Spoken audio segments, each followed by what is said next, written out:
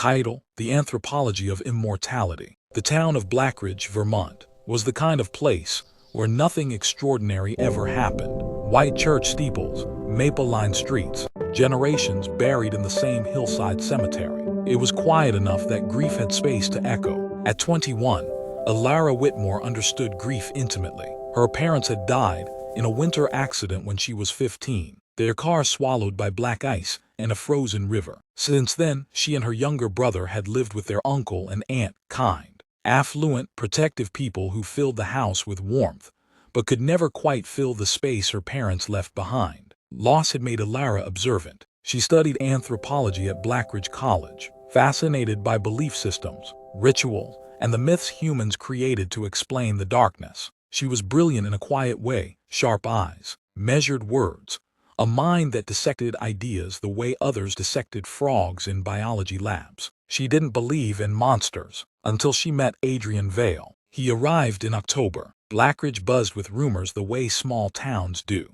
A wealthy investor, a philanthropist, a recluse restoring the abandoned Whitaker estate on the hill. No one knew where he came from. No one ever seemed to know where he went next. Alara first saw him in the university archives. She was bent over a collection of 18th century journals when the air shifted. Cooler, charged, she looked up and found him watching her. He looked 25, perhaps a little older in the eyes. Dark hair, pale skin, a stillness about him that felt almost deliberate, as if he moved only when necessary. "You're studying folklore?" he asked, voice low and smooth, as velvet dragged over skin. "Comparative death rituals," she corrected gently. A faint smile touched his mouth.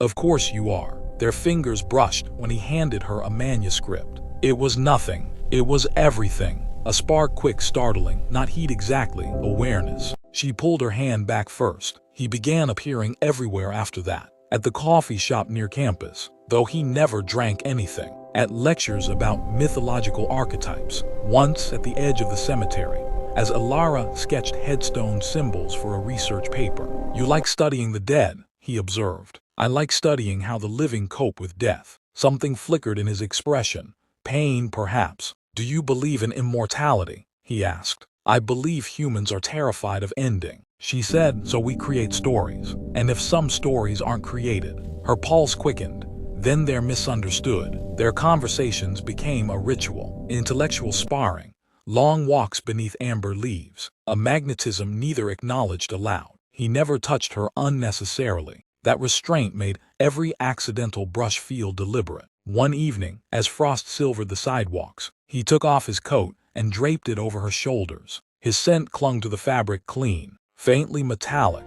intoxicating in a way she couldn't explain. She looked up at him, and for a moment the world narrowed to the space between them. His hand hovered near her waist, not touching, almost. "Alara," he said softly, as if warning himself. She leaned closer instead. It was her who closed the distance. Their first kiss was slow, questioning at first, then deepening. His mouth was cool, but the way he held her was careful, reverent. His control trembled at the edges. She felt it. The hunger in him was not only desire, and that frightened her. The night she found out the moon was full, she had gone to the Whitaker estate unannounced, impulsive, flushed with longing after days of his distance. The house loomed against the sky, windows dark except for a single glow in the library. She let herself in. The smell hit her first. Iron, sharp and unmistakable. Adrian stood near the fireplace, back rigid. On the desk behind him lay an animal carcass, blood-staining linen. He turned slowly. His eyes were not the same. They glowed faintly crimson in the low light. "Alara," he said, voice strained. "You shouldn't be here." Her mind scrambled for logic, for anthropology, for myth turned metaphor. Instead, she whispered, "What are you?" He closed his eyes, as if the question wounded him. "When I was 25, he began. In 1924, I was dying of tuberculosis. A man offered me a cure." He laughed bitterly. "It was not the cure I expected." The room felt too small. Her heartbeat thundered in her ears. "You're a vampire," she said, because saying it made it real. "Yes," She should have run. Instead, she stepped closer. Have you ever hurt anyone? Never by choice. His jaw tightened. I survive on animals. I move cities before suspicion grows. I search for a way to end this condition. The word condition sounded clinical, desperate. You're researching death rituals, he added quietly. Ancient beliefs about soul binding, blood covenants, reversals of undeath. Her breath caught. You've been reading my work. For months, realization dawned slowly. Her thesis focused on an obscure Appalachian ritual, one that spoke of restoring mortality through voluntary sacrifice and reciprocal blood exchange. Under lunar convergence, scholars dismissed it as symbolic. But what if it wasn't? You think I'm the key, she said. I think, he replied, stepping closer, eyes darkening, not with predation, but longing, that you are the first hope I've had in a century. The air between them thickened, fear mingled with desire, electric and dangerous. Do you want to be human again? She asked. His hand rose, stopping just shy of her cheek. I want to feel a heartbeat because it's mine. I want warmth that isn't stolen. I want. His gaze dropped to her lips. A future that doesn't end with me, leaving you to protect you. The honesty stripped her defenses. She placed her hand over his chest. Still, cold, yet beneath her palm, she felt something faint, like an echo waiting to awaken. You won't leave, she said. You don't know what loving me costs. She met his gaze steadily. I've already lost everything once. I won't lose you to fear. The kiss that followed was different, not hesitant, not questioning. It was fire meeting ice. His control shattered for a fraction of a second. She felt his fangs graze her lower lip, sharp and startling. A bead of blood welled. He pulled back instantly, horror flooding his face, but she didn't retreat.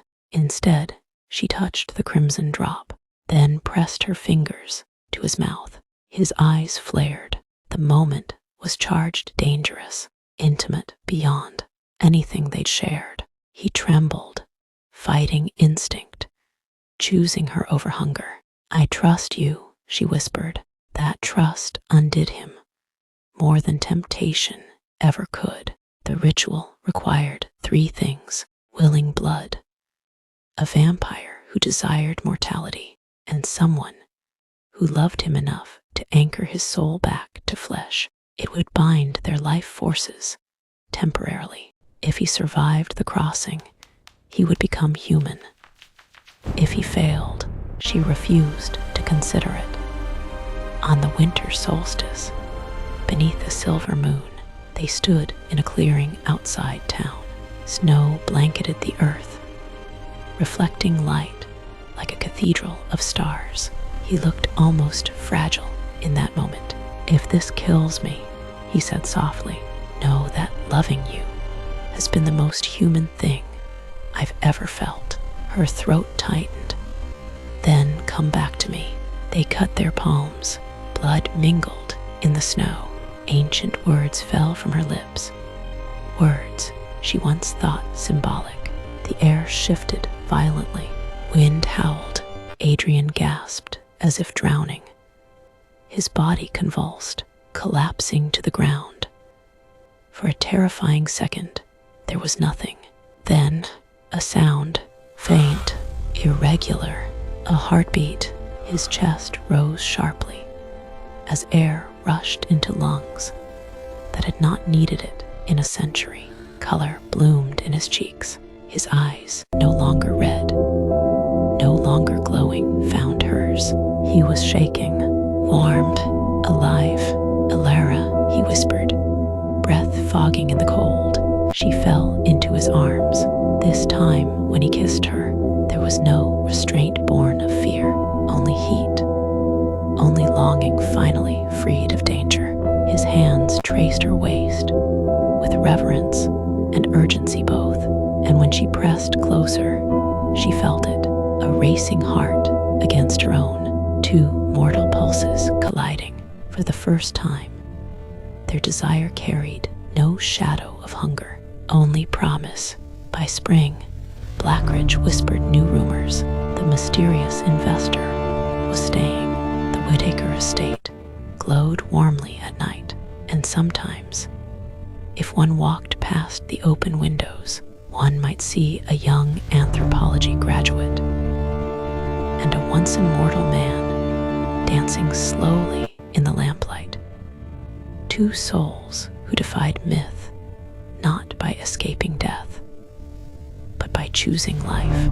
Together,